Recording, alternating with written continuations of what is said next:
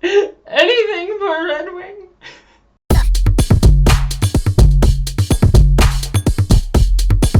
Hey everybody, just wanted to quick apologize for my voice sounding a little bit echoey. My mic was acting weird all day today, and I thought I had fixed it before I recorded this review, but obviously I didn't. It's not that bad, but I do think my audio is not up to my usual standards, so I just wanted to quick apologize for it. Hello interwebs, and welcome to my review of The Falcon and the Winter Soldier, Episode 2, The Star Spangled Man. That literally just came out right now. That was not planned.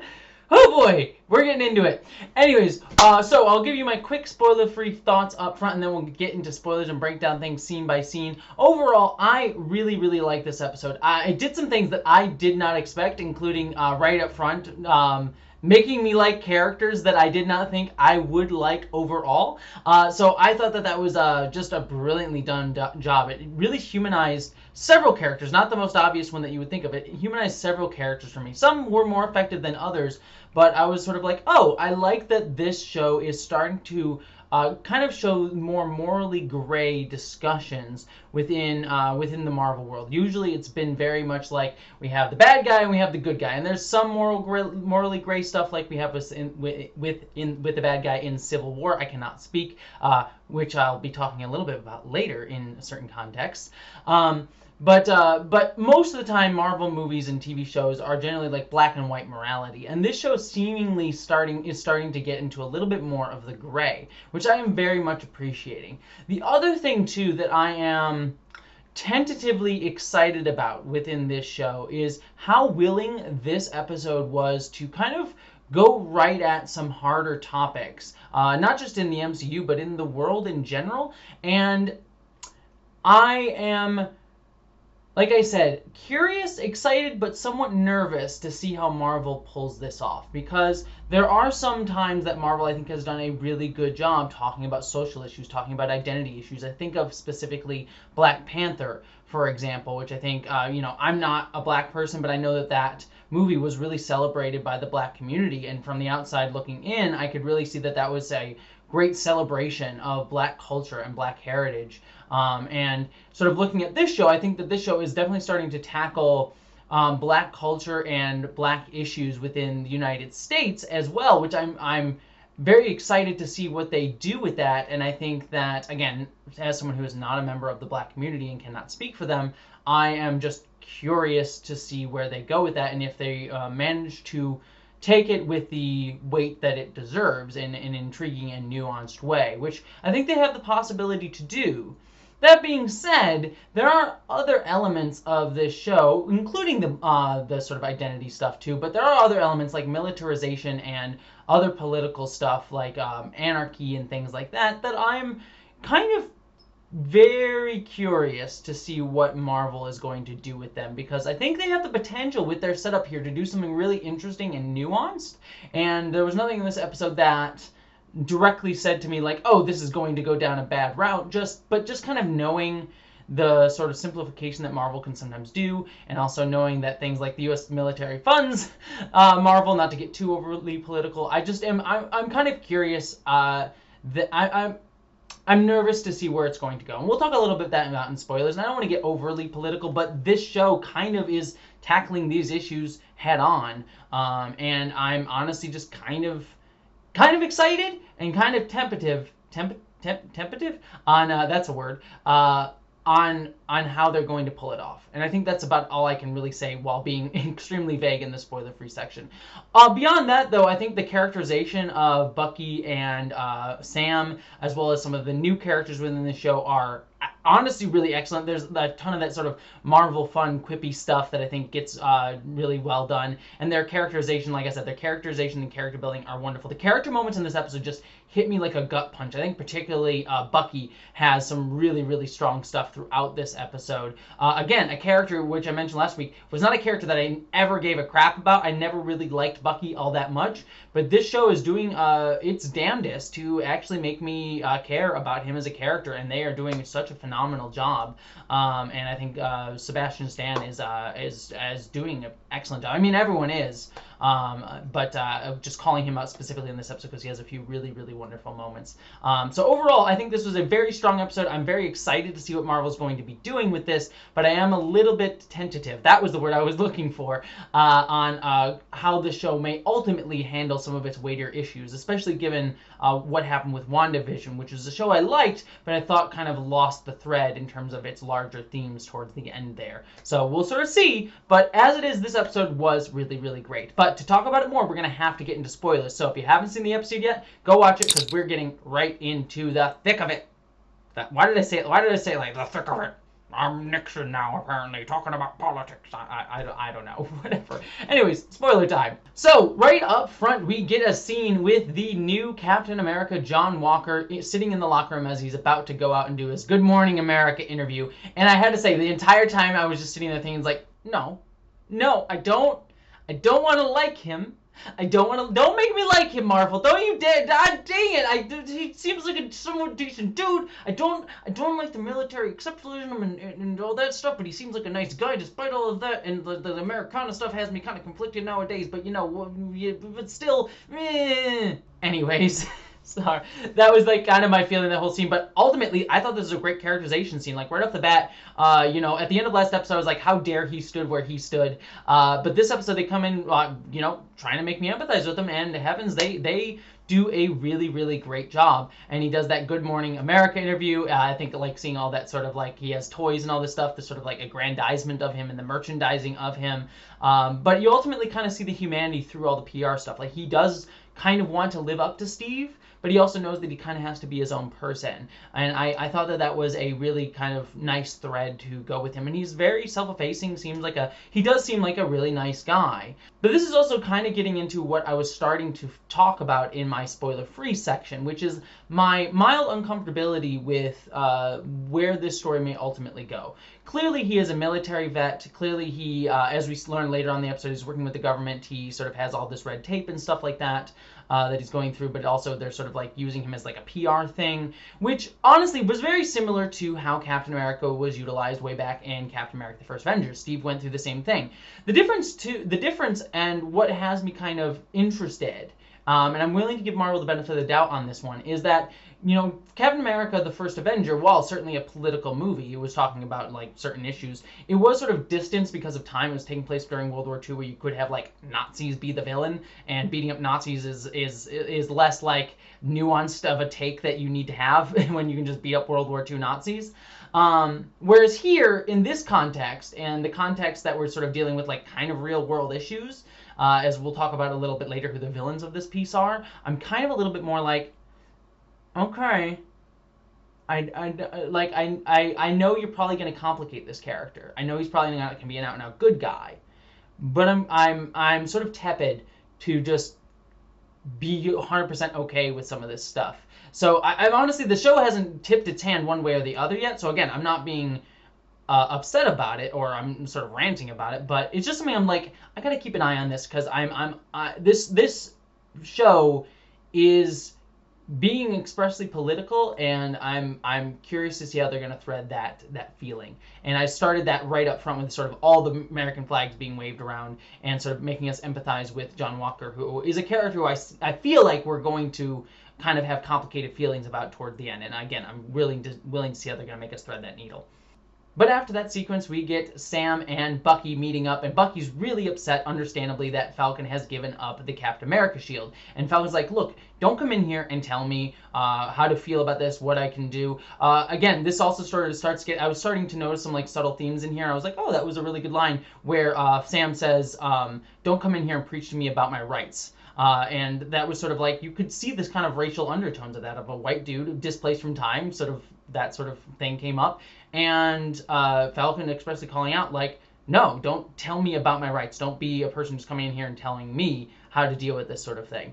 And so I thought that was a very subtle line, and I thought like, oh, that was sort of nicely settled. But the rest of the episode does sort of delve head deep into racial issues, and so I think that was a little bit more on the nose than I had actually given it credit for, than it being sort of more of a subtle thing. So kudos on that line. I also loved the fun bickering between these two throughout the episode. The big three bit was really, really funny, and like them calling back about the Hobbit and everything like that. And I have my Hobbit tattoo, so So that was kind of fun to hear that reference. The Big Three joke is just a great running gag. They do always happen to deal with like androids and wizards. The joke about the sorcerer, like a sorcerer is just a wizard without a hat, absolutely fantastic. I was laughing the entire way through.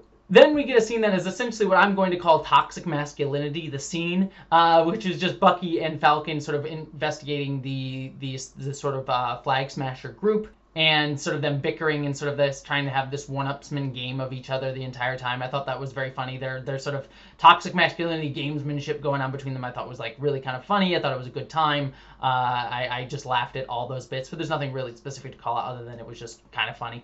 Seeing Bucky fall into the trees was a good bit. But then we get a really awesome action sequence where they go and attack the truck. The one thing I was sort of like questioning the entire time was like Bucky gets into the truck and is like looking for this girl and looking for medicine, and we see a truck behind him, and I'm like, does that truck not see him in there? Like, what is that? Just another guy who's just like, I'm just gonna drive my truck. I'm not gonna pay attention to anything in front of him. It was just like a weird little bit for me that just kind of threw me out of it. But the action scene was a lot of fun. I thought the surprise of them being super soldiers was also really great. Sort of like, oh dang, sort of building off the twist of the end of last episode. And I thought that was all really good. And then we get John Walker coming in and saving the day and helping them kick butt. Again, good action sequence in here. I did think it was edited a bit quick and a bit close up in that sort of Marvel way, but overall I thought it was a fun action sequence. I like the moment where John saves his friend Battlestar by throwing his shield to catch him, and his friend sort of giving him the thumbs up. I thought that was great. All of that was all really, really wonderful.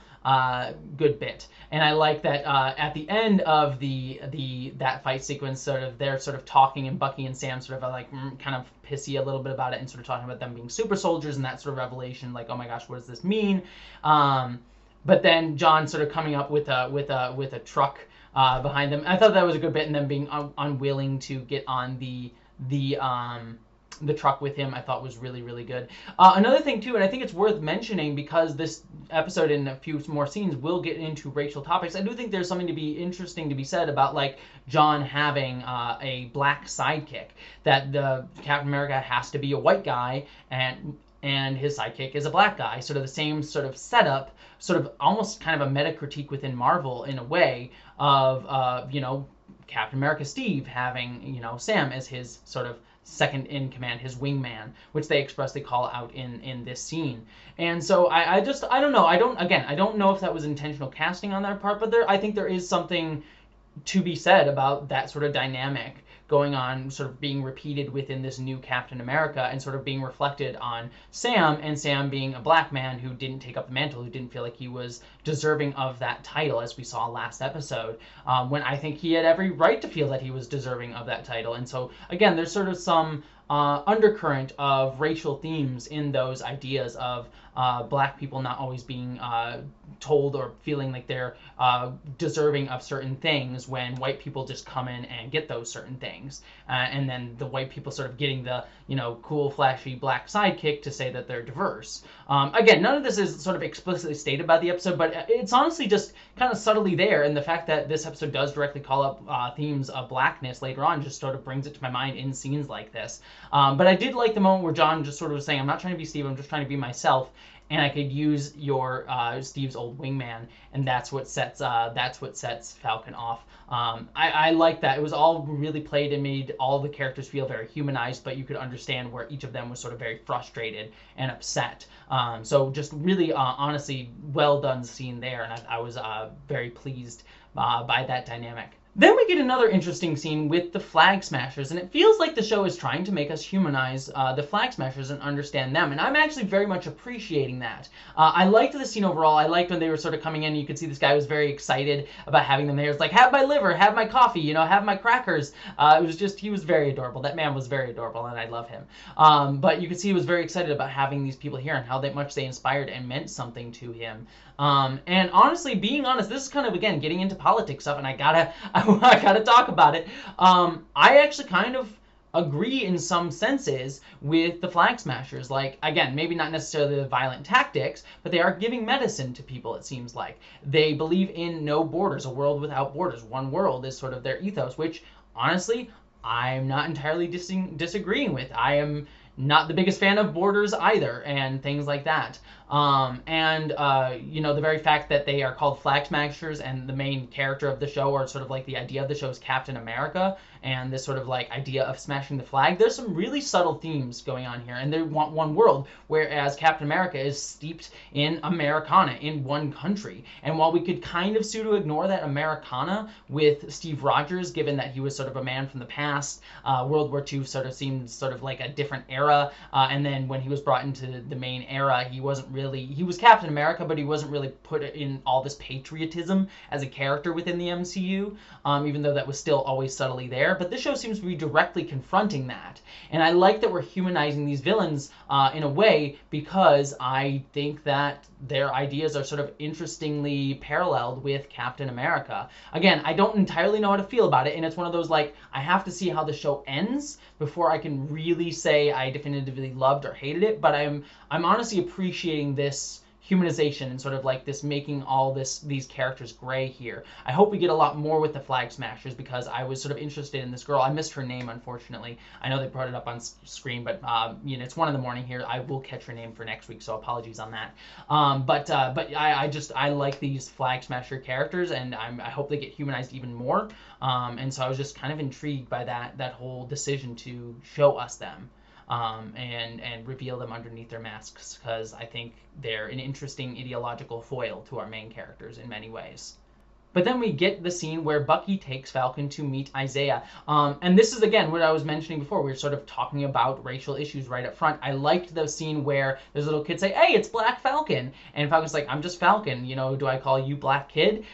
Just sort of calling out that idea that every single black superhero had to have black in front of their name, like Black Panther, Black Lightning, things like that, sort of essentializing their race as their character. And Falcon just can't be Falcon. He has to be Black Falcon to this kid. And there's something to be said about that. Again, I am not part of the black community, but there is something about celebrating blackness within the name, but also not wanting to essentialize blackness. Complicated conversations there that I am not the most qualified person to have, but I like that the show is sort of bringing it up within the context of the MCU. I thought that was kind of interesting. But then we go and meet Isaiah, who is a man who has super soldier serum and that had fought Bucky in the past. And again, another interesting racial dynamic here. Again, the show is bringing it up in really smart ways. Isaiah probably had the super soldier serum just like Steve Rogers had, but where Steve Rogers got celebrated, this black man was sent to jail, as he said. He was tested and prodded and sent to jail for years, like we do to many black people in the real world for things that white people get away with and white people sometimes get celebrated for. Honestly, it's just really nicely subtextually layered in that way, and I thought that was interesting. Again, hard to tell without knowing where it's going to end up going, but I like it being brought up. And I think that's kind of fascinating here. And sort of him calling out that Bucky worked for Hydra and that you can't choose to be something different. I feel like Bucky was brainwashed and did what he did, but I understand the man being very upset and calling Bucky out that you can't change who you are. So again, I'm sure that there's going to be a thematic resonance with Bucky as we go forward. Then we get another really interesting scene that's just sort of talking about racial issues right on the head, is they have a heated conversation in the streets. They sort of start arguing with each other, and cops pull them over as soon as they saw the cops in the background, and of course they start accosting Sam, and start asking for his ID when they're just talking. They're allowed to have a heated conversation in the streets, but of course the black man is the one that's going to get accosted when the white man gets away. And honestly, Bucky was the one that had the arrest warrant out for him at that time. I like that subtle bit. Like, it makes sense that he would need to get arrested because he skipped his therapy to go off with Falcon. You'd think he would have sent a text or something, but whatever. But of course they don't see that. They just see race. And even though Sam has done nothing wrong and Bucky is the one with the arrest warrant out for him, Sam's the one that gets accosted. And they sort of, again, even though he is a freaking Avenger, he still has to deal with this stuff because he is a black man. Being famous and being an Avenger doesn't necessarily save you from how you are essentialized to your skin color. And I like that the show's bringing it up. Again, just fantastic job. I am praising this as a white person, it should be saying. I think it's really interesting and intriguing, but I would highly encourage all of you to go listen to black reviewers and black commentators on this show. I don't know who's posting their reviews right now, but I will certainly be seeking them out, and I'll try and share them out if I can find them on my Twitter. But I'm just curious what they have to say. But for my money, I am looking at this and finding like, oh, I think that that's properly nuanced. But again, I'm a white person, so there may be subtext that I missed or issues that I might have not thought of. So I encourage all of you, even while we're watching this, to look out those voices as well. But then we get a scene over at the jail where Bucky gets released because of John Walker. He saves the day because he can swing in. But then we get a great scene between Sam and Bucky and the therapist. This was mostly a very funny scene, sort of just, again, more toxic masculinity. They have to, like, they can't talk about their feelings. They have to, like, be all tough and hate on each other. But I liked that it did get to a finally after all the humor, and it was a good humor. I was laughing the whole way throughout. But the moment where Bucky finally says, like, if he was wrong about you, he was wrong about me. I was like, oh, that line was so good. Some screenwriter was very pleased with themselves that day when they came up with that one. But it cuts right to the heart of it, doesn't it? That Falcon and the Winter Soldier are both bound by Steve, and Bucky wants to know that he is not a bad guy. He wants to know that he can redeem himself, and Steve was always the one who saw that in him. And so if Steve didn't see that in him, or Steve was wrong, if Steve was just human, he wasn't this symbol, if he could make mistakes, then maybe he was wrong about Bucky. I don't know. It's there's a lot of stuff going on with that, and I think that that's really wonderful and a wonderful character beat. But it brings us to the final two scenes here where John Walker asked them to join him, and they said no, we're going to be free agents doing things, which interesting like morality levels. There's like, yeah, we can break whatever rules we want, going back to Civil War stuff, honestly. Speaking of which, just going back to, like, should the Avengers have unlimited power to do whatever they want? I don't know, but it does sort of set up John Walker being like, well, stay out of my way. And so we get this sort of like, oh, maybe he's not completely the good guy here, sort of hints there, because he just sort of had this like, get out of my way then. If you're not on my side, you're against me, sort of thing. I think that's kind of interesting to see where that's going to go, and will he become will he stay in this sort of like interesting good guy way, or will he become the jerk? Will he become a really bad guy? Will he become the villain of the piece? Very interested to see how that develops. Then we also get the Flag Smashers running away. One of the characters dies. I thought this was a good scene, but it was sort of like, I don't care enough for these characters enough yet for that scene where he gets killed to really hit me. But I get what they were going for. They want me to understand that, like, this guy dying for their cause is not a wholly good or a wholly bad thing, and that came across, but I didn't necessarily feel the huge weight emotionally of it. But I got the concept that they were just sort of saying, like, this isn't a good thing, but it's not a bad thing. So it's sort of like that sort of idea going on there. But then we get the final scene, the final tease with Bucky sort of being like, look, maybe I am defined by Hydra. And if I am defined by Hydra, maybe we should go look for Zemo, because Zemo may know more stuff about these Flag Smashers. And we get Zemo himself in the final shot of the episode, setting up the return of this Civil War villain.